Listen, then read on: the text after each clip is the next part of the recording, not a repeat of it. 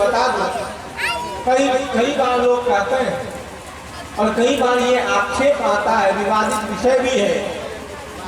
ओशो के विषय में कहा जाता है कि ओशो ने कहा कि संभोग से समाधि की। एक वाक्य आता है ना, युवा लोगों में सबसे ज्यादा ये प्रचलित है कि संभोग से समाधि की ओर, लेकिन समाधि भूल गया लोग, और चीज भूल गया, लेकिन संभोग आदमी को केवल काम वासना याद रह गया, लेकिन उस पर विचार नहीं किया। ये पंक्ति केवल ओशो रजनीश की नहीं है। आप अगर उपनिषद की बात वाक्यों को पढ़ें तो ये पंक्ति सबसे पहले उपनिषद में आती है कि तेन त्यक्तेन भुंजिथा मां घटः कस्यचित् धनम् कुर्वन् नैवेह कर्माणि जिजीविषेशतं समः तेन त्यक्तेन भुंजिथा। उसमें उपनिषद के ऋषि ने कहा, ईशावास्य उपनिषद में आता है, ईशावास्यमिदं जगत् सर्वं तेन त्यक्तेन भुंजिथा। मतलब ये संसार, पूरा संसार जो है, चराचर जगत ईश्वर से व्याप्त है। इस संसार को अगर भोगना चाहते हो तो त्याग पूर्वक भोगो। अब आप लोग स्वयं प्रश्न करिए कि त्याग पूर्वक कोई संसार को भोग सकता है क्या? एक प्रश्न मैं आप लोगों के बीच छोड़ रहा हूँ कि त्याग पूर्वक जो त्यागी होगा वो भोगी नहीं हो सकता है, और जो भोगी होगा वो त्यागी नहीं हो सकता है। दोनों का संबंध कैसे बैठेगा? लेकिन उपनिषद के ऋषि कह रहे हैं कि तेन त्यक्तेन भुंजिथा, कि जो व्यक्ति त्याग पूर्वक ही संसार को भोगा जा सकता है। इसका अर्थ क्या है? इसका अर्थ को अगर जिस व्यक्ति ने समझ लिया, उस व्यक्ति के जीवन में वहीं से अध्यात्म के बिना भोग को भी नहीं समझा जा सकता। आज मैं एक बहुत बड़ी बात आप लोगों को कह रहा हूं कि अगर भोग को भी समझना है तो पहले अध्यात्म को समझना होगा। यहाँ त्याग पूर्वक जो भोगने का अर्थ है कि आसक्ति के बिना, मतलब संसार में संसार के प्राणी पदार्थों के साथ जुड़े रहते हुए भी, जैसे कमल देखे हैं ना, कमल कहाँ खिलता है? कीचड़ में। लेकिन कीचड़ के साथ कमल का संयोग तो है, लेकिन जब कीचड़ कमल को देखेंगे तो कमल पर एक अंश भी कीचड़ का नहीं है क्या?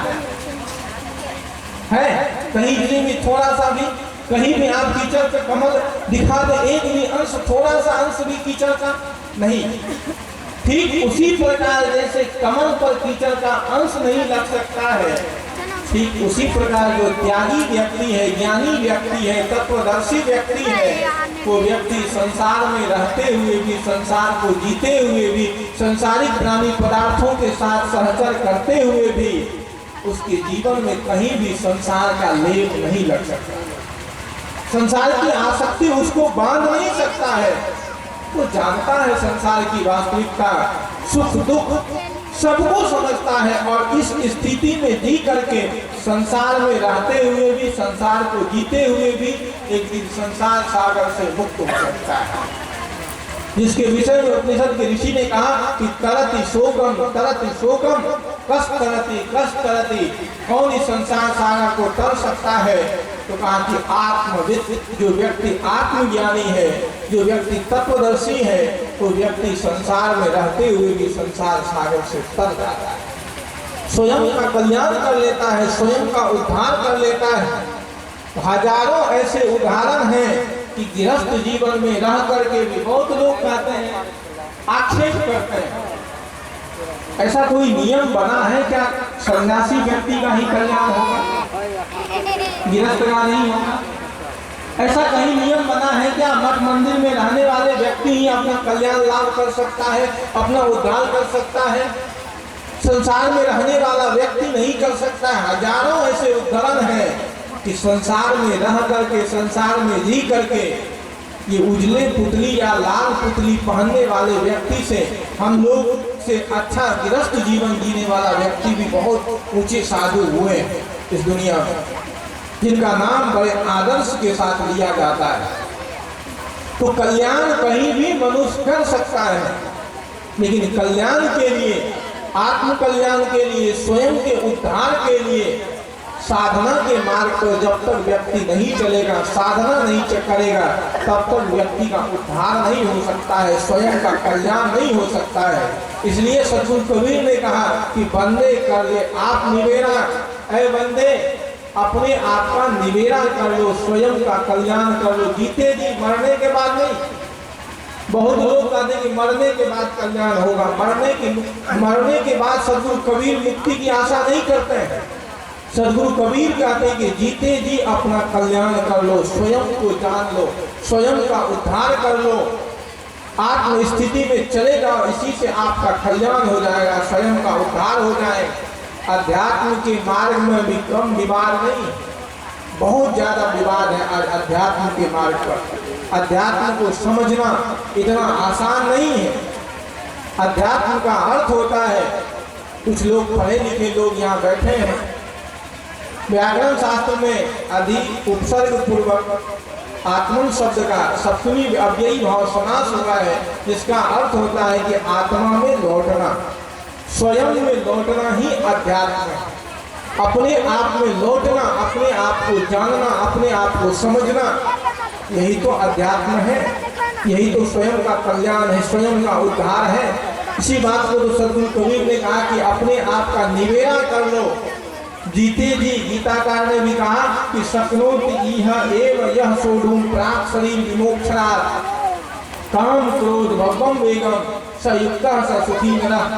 जो व्यक्ति मौत आने से पहले, जीवन समाप्त होने से पहले, इह एव यही शक्नोति, जो अपने भीतर के काम क्रोध लोभ मोह अहंकार के वेग को मार लेता है, स एव सुखी नरः। लेकिन काम के वेग को मार लेना, अहंकार के वेग को मार लेना, लोभ के वेग को मार लेना इतना आसान है क्या? इतना आसानी से भीतर से काम नहीं जाता, इतना आसानी से भीतर से लोभ नहीं जाता, इतना आसानी से भीतर से आसक्ति नहीं जाती है। उसके लिए निरंतर अभ्यास करना पड़ता है। भगवान कृष्ण से अर्जुन ने प्रश्न किया कि अर्जुन को कहा, तो अर्जुन ने प्रश्न किया कि चंचलम ही मना कृष्ण प्रमाद्य बलवदृढ़म् तस्याहं निग्रहं मन्ये वायोरिव सुदुष्करम्। अर्जुन कहता है कि चंचलम ही मना कृष्ण, हे कृष्ण ये मन तो बड़ा चंचल है, वेग वाला है। हम अभी यहाँ बैठे हैं, लेकिन हमारा मन कहीं और ही घूम रहा है। बहुत कम लोग होंगे यहाँ जो प्रवचन सुन रहे होंगे, सत्संग सुन रहे होंगे, बहुत आदमी का मन तो कहीं और ही होगा, बैठे हैं सत्संग पंडाल में, लेकिन मन यहाँ नहीं। तो भगवान कृष्ण ने कहा कि चंचलम ही मन कृष्ण प्रमाद्य बलवदृढ़म्, ये मन बड़ा चंचल है, वेग वाला है और प्रमथनशील है। मन को कैसे बस में किया जाए? तो भगवान कृष्ण कहते हैं कि निसंदेह ये मन बड़ा चंचल है, वेग वाला है, प्रमथनशील है, लेकिन मन का भी निग्रह किया जा सकता है। उसके लिए कहा कि अभ्यासेन तु कौन्तेय वैराग्येन च गृह्यते। दो रास्ते हैं मन को निग्रह करने के लिए, अपनी वासनाओं को समाप्त करने के लिए। वो क्या है? ताकि अभ्यास और वैरागाभ्याम तन्निरोधः। अभ्यास और वैराग्य के द्वारा ही आदमी अपने मन का निग्रह कर सकता है। अगर अपने वैराग्य को प्रबल करना चाहते हैं, संसार से आसक्ति को मिटाना चाहते हैं, तो हमेशा महापुरुषों को के पास जाइए, जीवन की सच्चाई को देखिए, मौत को देखिए। मानव जीवन, मैंने कहा कि भोग योनि नहीं, भोग योनि पशु पक्षी का जो जीवन है उसमें भी आहार निद्रा भय मैथुन, मनुष्य के जीवन में भी ये सब है। लेकिन इससे ऊपर उठ करके आदमी स्वयं का उद्धार कर सकता है, स्वयं का कल्याण कर सकता है। समय रहते ही अपने बातों को समाप्त कर देना। बस 5 मिनट बचा है, मैं पूर्व ही अपनी बातों को समाप्त करता हूँ।